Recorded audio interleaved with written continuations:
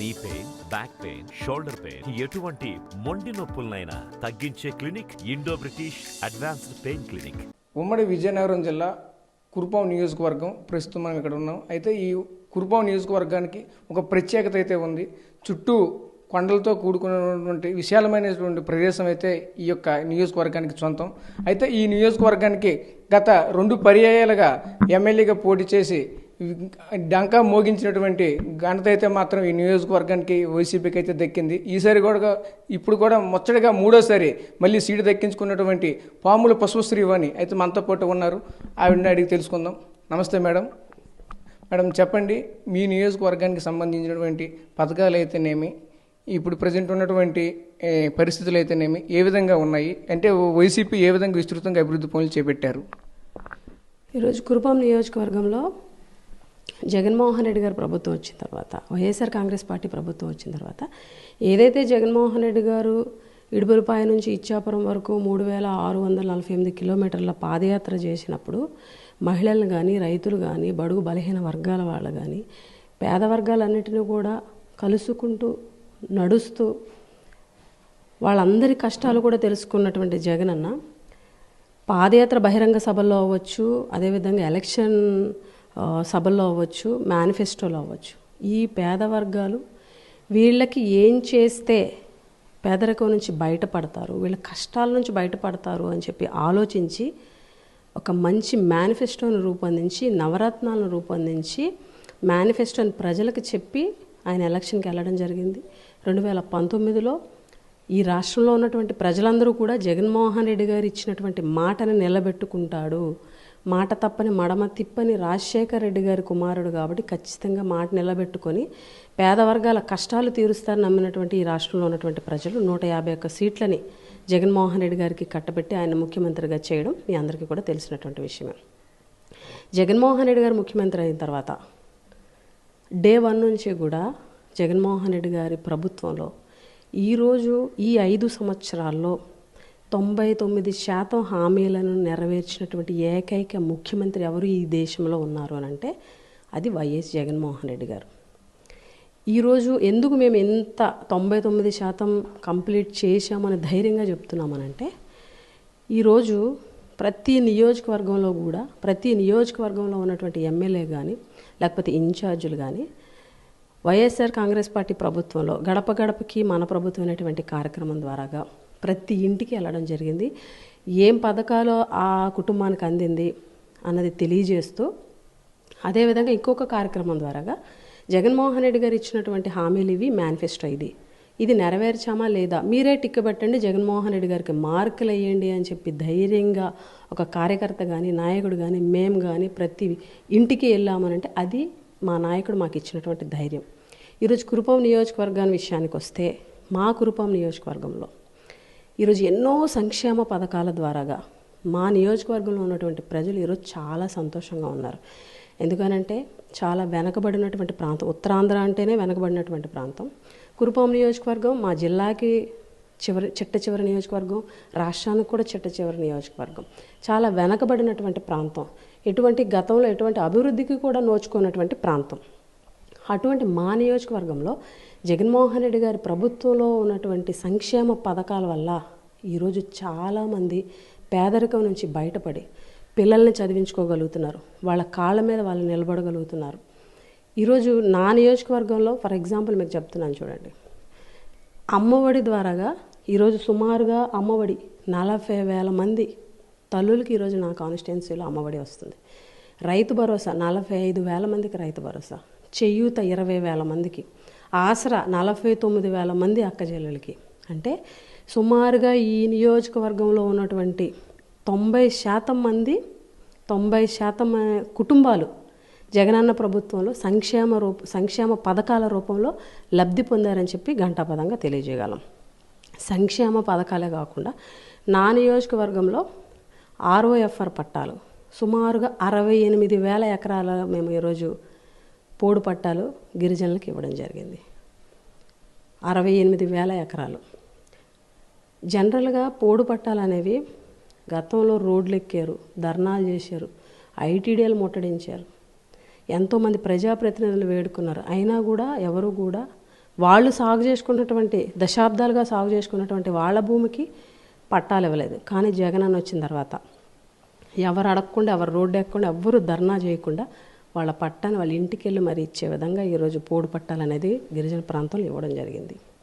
అలాగే కురుపాం నియోజకవర్గంలో అభివృద్ధి అనేది సంక్షేమం 1700 కోట్ల సంక్షేమ పథకాల రూపంలో 1700 కోట్ల రూపాయలని ఈరోజు కురుపాం నియోజకవర్గంలో ఉన్నటువంటి పేద బడుగు బలహీన వర్గాల ప్రజలకి జగనన్న ఒక బటన్ నొక్కితే వాళ్ళ అకౌంట్లోకి చేరడం జరిగింది. అభివృద్ధి సుమారుగా 1000 కోట్ల రూపాయల అభివృద్ధి నిధుల్ని కురుపాం నియోజకవర్గానికి మేము తీసుకురాగలిగాము. ఈరోజు అందులో చెప్పాలి అని అనుకుంటే ఇంజనీరింగ్ కాలేజ్, 150 కోట్ల ఇంజనీరింగ్ కాలేజ్, ఈరోజు ఈ రాష్ట్రంలో వచ్చినటువంటి ట్రైబల్ ఇంజనీరింగ్ కాలేజ్ ఒకటి, అది నేను జగన్మోహన్ రెడ్డి గారి ఆశీస్సులతోటి కురుపాం నియోజకవర్గానికి తీసుకురాగలిగాను. ఈరోజు కురుపాం హెడ్ క్వార్టర్లో ఆ ఇంజనీరింగ్ కాలేజ్ కూడా చాలా స్పీడ్గా ఈరోజు పనులు అవుతున్నాయి. అలాగే హాస్పిటల్స్, గతంలో హాస్పిటల్స్ పరిస్థితి చాలా దారుణంగా ఉండేది నా నియోజకవర్గంలో. వైద్య సదుపాయం అనేది అందని ద్రాక్షగా గత ప్రభుత్వంలో ఉంటే, ఈరోజు జగనన్న ప్రభుత్వంలో నా నియోజకవర్గంలో ఉన్నటువంటి అన్ని పిహెచ్సిలను కూడా నాడు నేడు ద్వారాగా మౌలిక సదుపాయాలు కల్పించి, అలాగే భద్రగిరి సిహెచ్సి ఏదైతే ఉందో భద్రగిరి సిహెచ్సి 9 కోట్ల రూపాయలతోటి ఈరోజు శాంక్షన్ తీసుకొచ్చి బిల్డింగ్ కన్స్ట్రక్షన్లో ఉంది.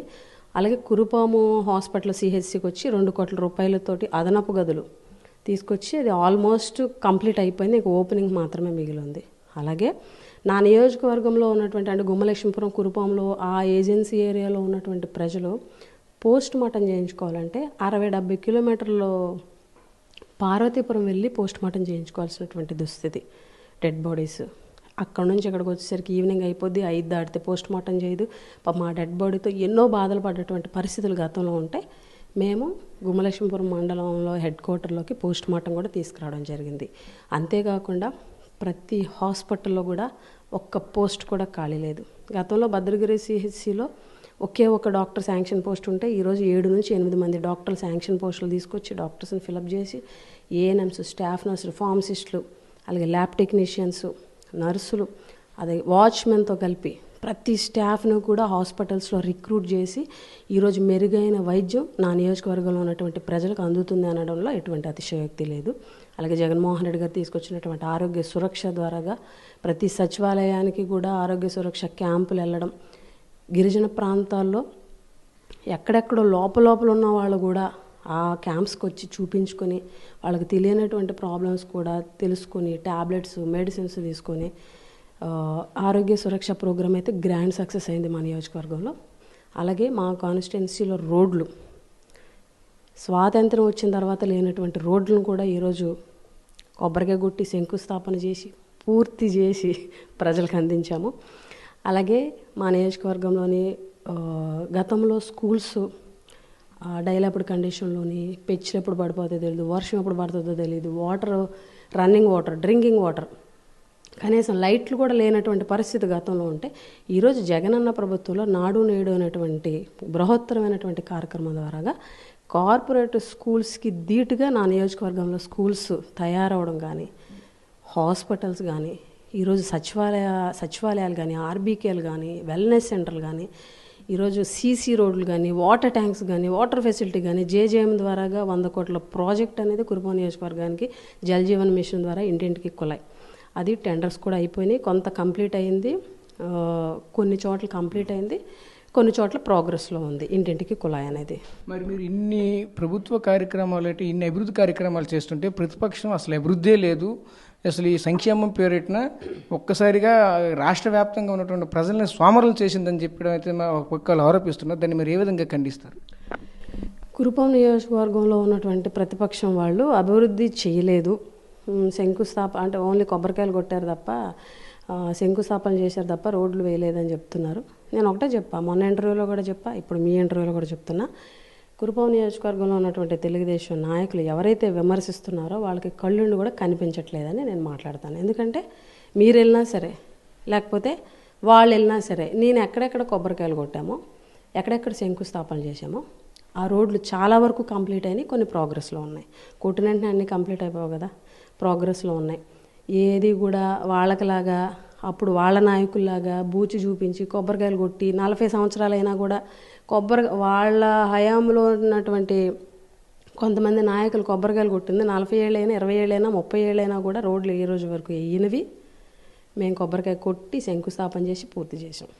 ఈరోజు నా నియోజకవర్గంలో అభివృద్ధి జరగలేదు అని చెప్పేవాళ్ళు ఎవరికి కూడా కళ్ళుండి కనిపించట్లేదని అర్థం. అలాగే మీరు ఇప్పుడు ఇంకోటి సంక్షేమం గురించి సోమరిపోతులు అయిపోయారని చెప్పేసి అని అంటున్నారు.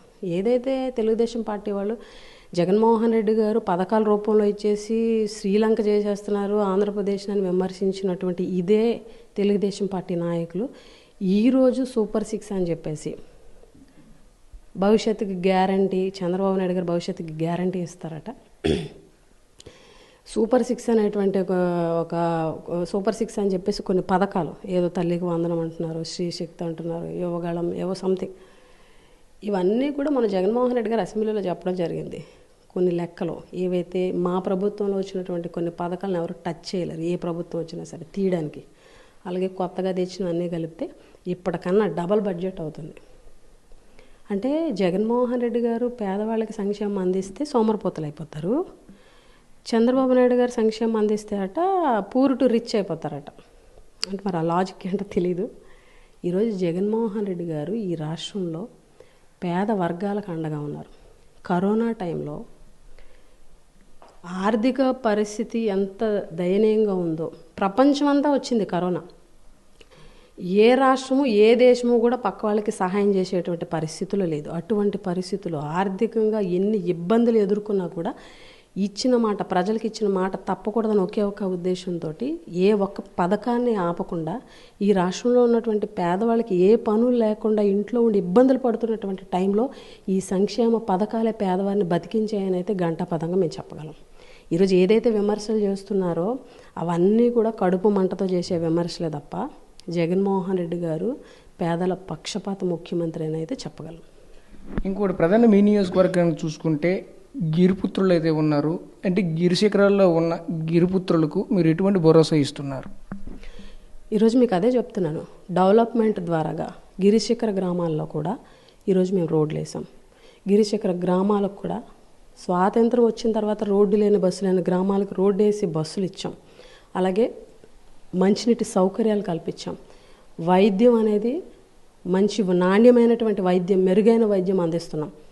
అదేవిధంగా ఏదైతే గిరిజనులు దశాబ్దాలుగా, అంటే ROFR చట్టం ఎప్పటి నుంచి పుట్టిందో ఆ ముందు అంటే గత దశాబ్దాల ముందు నుంచి సాగు చేసుకుంటున్నటువంటి 2005 ముందు వరకు సాగు చేసుకున్నటువంటి భూములు ఏవైతే ఉన్నాయో ఆ పోడు పట్టాలు ఏమన్నా నేను ఇప్పుడు చెప్పాను కదా మీకు, సుమారుగా 68,000 ఎకరాలు ఈరోజు గిరిపుత్రులకి పోడు పట్టాల ద్వారాగా ఇచ్చామని చెప్పేసి, అది వాళ్ళ కళ, వాళ్ళకి జీవనోపాధి. పోడు పట్ట అనేది జీవనోపాధి. పోడు పట్ట ఇస్తూ వాళ్ళకి వెంటనే రైతు భరోసా కూడా వేయడం జరిగింది. అంతేకాకుండా మెయిన్ గిరిజన ప్రాంతాల్లో నెట్వర్క్ ప్రాబ్లం, అటువంటిది ఈరోజు జగనన్న ప్రభుత్వంలో సెల్ టవర్స్ కూడా మొత్తం కాన్స్టిట్యున్సీ అంతా కూడా ఈరోజు 100 పైన టవర్లను ఈరోజు నిర్మించడం జరిగింది. కొన్ని ఓపెన్ అయినాయి, కొన్ని ప్రోగ్రెస్లో ఉన్నాయి. అవి కూడా త్వరలో కంప్లీట్ అవుతాయని కూడా ఈ సందర్భంగా మీకు తెలియజేస్తున్నాం. అండ్ ఇంకోటి, ఇప్పుడు మీ నియోజకవర్గానికి సంబంధించి ప్రధానంగా ఈ ఏనుగులు బెడదైతే మాత్రం ఈ నియోజకవర్గంలో ఎక్కువగా వినిపిస్తుంది. దీంతోపాటు ఈ డోలీ మోతలు ఎప్పటికీ తప్పట్లేదు అనేది మాత్రం వైపు గిరిపుత్రులు వాళ్ళు చెప్పడం అయితే జరుగుతుంది. దాన్ని మీరు ఏ విధంగా తీసుకుంటారు?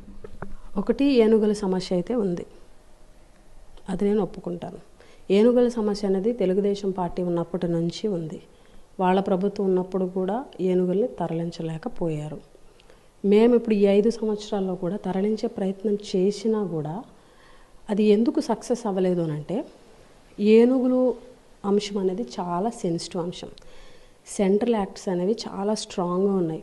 గతంలో లాగా ఒక మత్తు ఇంజెక్షన్ ఇచ్చేసి లేకపోతే ఇంకోటి చేసేసి వాటిని తరలించడానికి రూల్స్, చట్టాలు ఒప్పుకోవు. సెంట్రల్ యాక్ట్స్ అంత పటిష్టంగా ఉన్నాయి కాబట్టి చాలా సెన్సిటివ్ ఇష్యూ అవ్వడం వల్ల తరలించడం అనేది జాప్యం జరిగింది, కొంత టైం పట్టింది.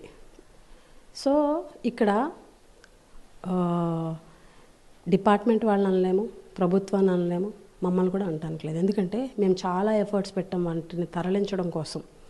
సో తరలించడం అనేది, ఎందుకంటే అవేమీ చిన్న సైజు కుక్క పిల్లలో కోడి పిల్లలో కాదు, మనం ఒక కంటైనర్లోనో లేకపోతే ఒక వెహికల్లో ఎక్కించడానికి. సో చాలా సెన్సిటివ్ ఇష్యూ. సో దట్ దీనికి ప్రత్యామ్నాయం ఏంటి అన్నది అయితే సర్చ్ చేశాము. ఈ ప్రాజెక్ట్కి ఈ ఫారెస్ట్ డిపార్ట్మెంట్ వాళ్ళు కూడా వేరే స్టేట్ వెళ్ళి అక్కడ ఉన్నటువంటి పరిస్థితులు కూడా గమనించి వచ్చి ఒక ప్రాజెక్ట్ని కూడా రెడీ చేశారు. ఆ ప్రాజెక్ట్ అనేది శాంక్షన్ అయ్యి ఇంప్లిమెంట్ చేస్తే కొంతవరకు ఏనుగుల యొక్క ఏదైతే ఇది ఉందో పరిస్థితి దాన్ని అరికట్టగలమని అయితే భావిస్తున్నాం. మరి ఈ డోలీలు మోతాన్ని తప్పట్లేదని చెప్పేసి అంటున్నారు, దానికి మీరేమంటారు?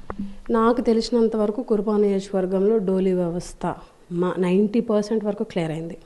ఒక 10% మాత్రమే మీరు ఈ మధ్య కాలంలో మీరు విన్నా కూడా ఒకటి అంతే తప్ప ఎక్కడ డోలీ వ్యవస్థ గురించి వినరు. మ్యాక్సిమం గ్రామాలకి రోడ్లు వేసాము. ఎక్కడైతే కల్వర్ట్ ప్రాబ్లం ఉందో అక్కడ కల్వర్ట్స్ కూడా వేసాము. మ్యాక్సిమం 90% డోలీ వ్యవస్థ మీద మేము ఈరోజు డోలీ వ్యవస్థ లేకుండా 90% మేము క్లియర్ చేసామని అయితే చెప్పగలం. ఇంకోటి ఇప్పుడు చూసుకుంటే మీ నియోజకవర్గం ముచ్చటగా 3వ సీట్ మీరు దక్కించుకున్నారు. ఈరోజు మీ మెజారిటీ ఎంత వస్తుందని ఆశిస్తున్నారు? నాకు 2014లో కురుపాం నియోజకవర్గ ప్రజలు 19,000 పైచిలకు మెజారిటీ ఇచ్చారు. 2019లో 26,000 పైచిలకు మెజారిటీ ఇచ్చారు. ఖచ్చితంగా 2024లో గతంలో కన్నా ఎక్కువ మెజారిటీ ఇస్తారని అయితే నేను భావిస్తున్నాను. Okay madam, thank you. ఇది పరిస్థితి. ఈ నియోజకవర్గానికి సంబంధించినటువంటి సమస్యలన్నీ మీరు 90% ఇంతవరకు అయితే క్లియర్ చేయడం జరిగింది. మరోవైపు చూసుకుంటే జగన్మోహన్ రెడ్డి ప్రవేశపెట్టిన సంక్షేమ పథకాలనే మమ్మల్ని గెలిపిస్తాయి.